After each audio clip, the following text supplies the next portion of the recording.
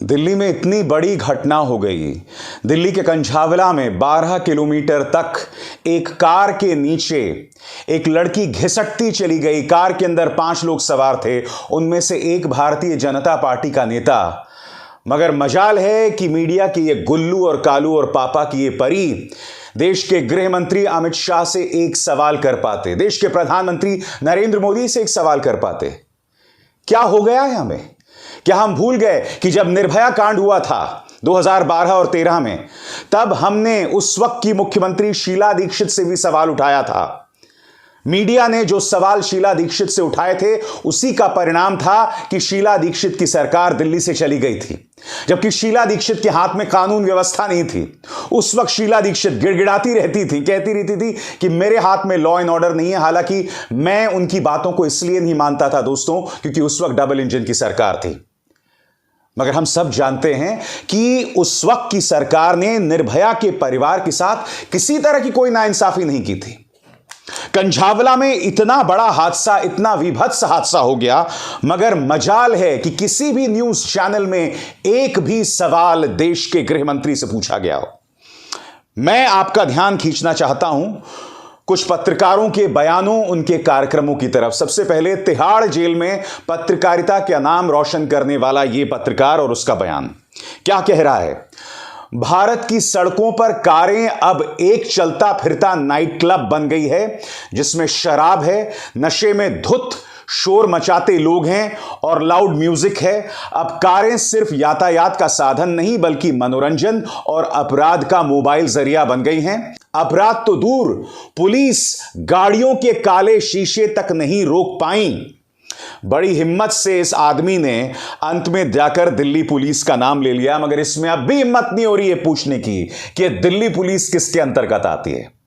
और शराब पर यह दोष मढ़ रहा है दोस्तों। आगे देखिए इसने क्या कार्यक्रम किया।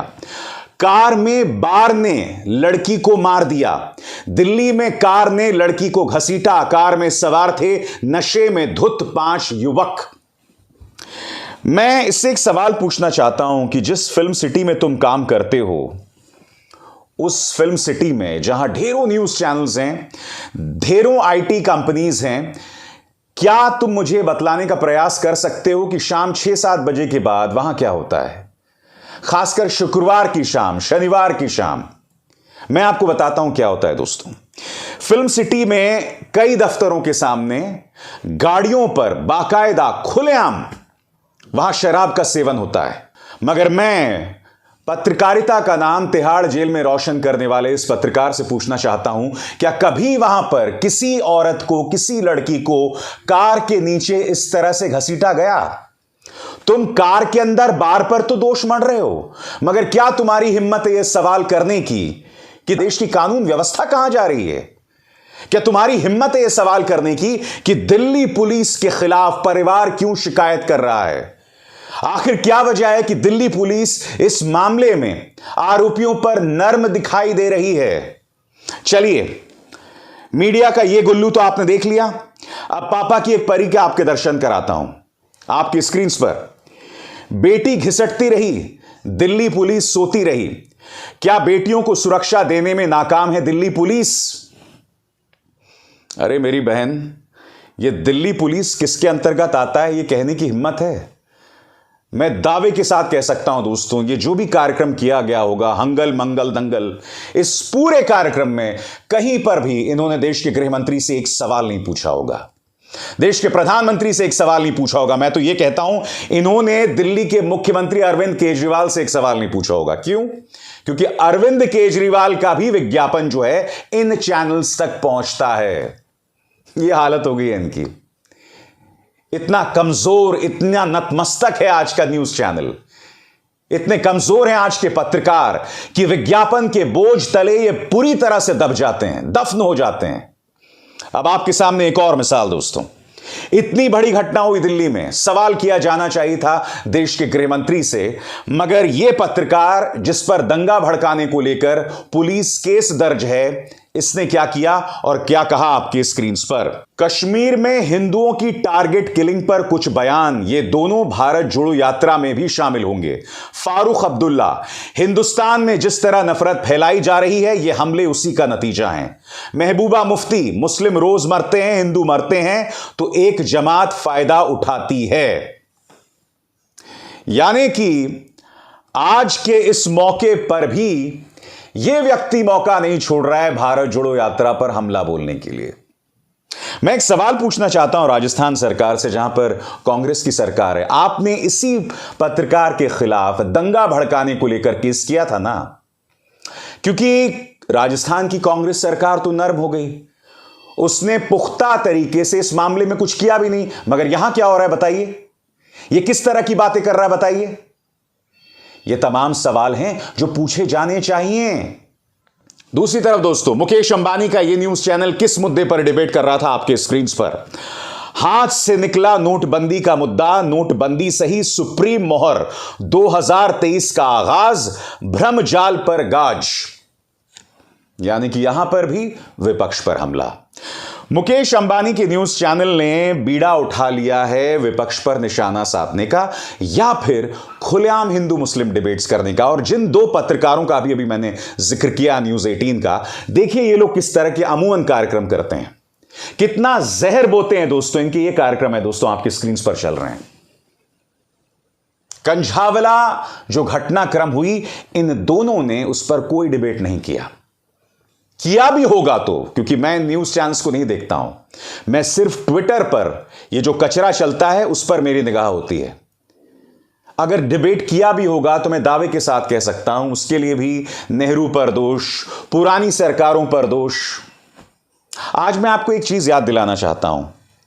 क्या आप जानते हैं कि निर्भया के परिवार की मदद गांधी परिवार ने कितनी की थी? खुद राहुल गांधी ने कितनी की थी? हां, उस वक्त दिल्ली पुलिस पर हमने सवाल उठाए थे, मगर दिल्ली पुलिस ने मुस्तैदी से उस वक्त काम किया था। बावजूद उसके हमने उसे कटघरे में रखा था। जब शीला दीक्षित यह कह रही थी कि मेरे हाथ में लॉ एंड ऑर्डर नहीं है, तब भी हमने उन पर सवाल उठाए थे। मगर आज ना अरविंद केजरीवाल से ये न्यूज चैनल सवाल कर रहे हैं, ना केंद्र सरकार से ये लोग सवाल कर रहे हैं। क्यों? क्योंकि चलिए, अरविंद केजरीवाल से कोई डर नहीं है इनको, मगर आम आदमी पार्टी सरकार का विज्ञापन इन तक पहुंचता है। और रही बात अमित शाह की, वहां तो आप जानते हैं अच्छे अच्छों की घिग्गी बंध जाती है। दोस्तों, कांग्रेस ने इस मुद्दे पर करारा प्रहार किया है। क्या कह रही हैं सुप्रिया सुनीत, आइए सुनते हैं। नया साल मनाते हुए 5 लोग, दीपक खन्ना, अमित खन्ना, कृष्णन, मिथुन और मनोज मित्तल, शराब के नशे में इतने धुत थे कि 12 किलोमीटर तक वो एक लड़की को घसीटते रहे अपनी गाड़ी से। उसकी दर्दनाक चीखें नहीं सुनाई दी और उस लड़की की अंततोगत्वा मृत्यु हो गई। ये कहना दिल्ली पुलिस का है। और कुछ भी आगे कहने से पहले यहां बताना जरूरी है कि मनोज मित्तल नाम का वो एक दरिंदा इन 5 दरिंदों में से भारतीय जनता पार्टी में दिल्ली में मंगोलपुर इलाके में सह संयोजक है भारतीय जनता पार्टी का।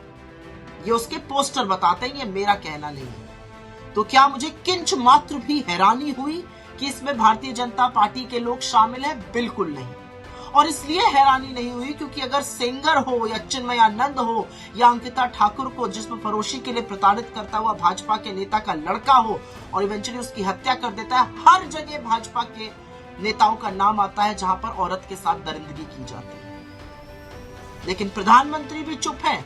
और स्मृति ईरानी जी से तो मुझे यह कहना है कि आप महिला और बाल विकास मंत्रालय की मंत्री हैं, कभी तो अपनी चुप्पी राहुल गांधी जी को छोड़कर किसी और मुद्दे पर भी तोड़ दिया करिए, खास तौर से महिला सुरक्षा के मुद्दे पर। इस दरिंदगी पर भी आप चुप रहिएगा तो आपको अपने आप पर शर्म आनी चाहिए। लेकिन जो उस लड़की की मां का कहना है वो और बड़े सवाल खड़ा करता है। पुलिस इसको एक्सीडेंट या लापरवाही क्यों कह रही है?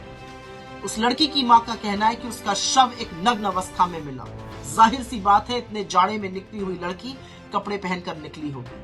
क्या ये रेप का और भी बड़ा दरिंदगी का मामला नहीं हो सकता? ये बहुत सारे सवाल इस नए साल ने फिर से महिलाओं की सुरक्षा के बारे में, औरतों के खिलाफ दरिंदगी के मामले में और भाजपा के लोगों के संलग्न होने के बारे में खड़े कर दिए। मोदी जी, नया साल आ गया, हमारी बेटियां, हमारी लड़कियां आपके दरिंदों से कब सुरक्षित हो? दरअसल मैं इंतजार कर रहा था, मैं देखना चाहता था ये तमाम न्यूज चैनल्स इस मुद्दे पर क्या डिबेट करते हैं दोस्तों। और आपके सामने मिसाल है। उनमें से एक आरोपी एक भारतीय जनता पार्टी का नेता है और इस पोस्टर में उसकी तस्वीर है। मगर न्यूज चैनल्स को जिस उग्र अंदाज में, जिस तल्ख तेवर में भारतीय जनता पार्टी से सवाल करने चाहिए थे, वो पूरी तरह से खामोश रहा है। बीजेपी को बिल्कुल भी कटघरे में नहीं रखा गया दोस्तों। यह हकीकत है इस न्यूज मीडिया की और इसके अलावा कुछ नहीं। देखिए कितना पतन हो गया है सिर्फ 10 सालों में। याद कीजिए 2012 में किस तरह से आप और हम इंडिया गेट में मौजूद थे। क्या डिबेट करते हैं दोस्तों। और आपके सामने मिसाल है। उनमें से एक आरोपी एक भारतीय जनता पार्टी का नेता है और इस पोस्टर में उसकी तस्वीर है। मगर न्यूज चैनल्स को जिस उग्र अंदाज में, जिस तल्ख तेवर में भारतीय जनता पार्टी से सवाल करने चाहिए थे, वो पूरी तरह से खामोश रहा है। बीजेपी को बिल्कुल भी कटघरे में नहीं रखा गया दोस्तों। यह हकीकत है इस न्यूज मीडिया की और इसके अलावा कुछ नहीं। देखिए कितना पतन हो गया है सिर्फ 10 सालों में। याद कीजिए 2012 में किस तरह से आप और हम इंडिया गेट में मौजूद थे। दिल्ली पुलिस, यही वो मौसम था दोस्तों, दिसंबर का महीना था, सर्दी थी।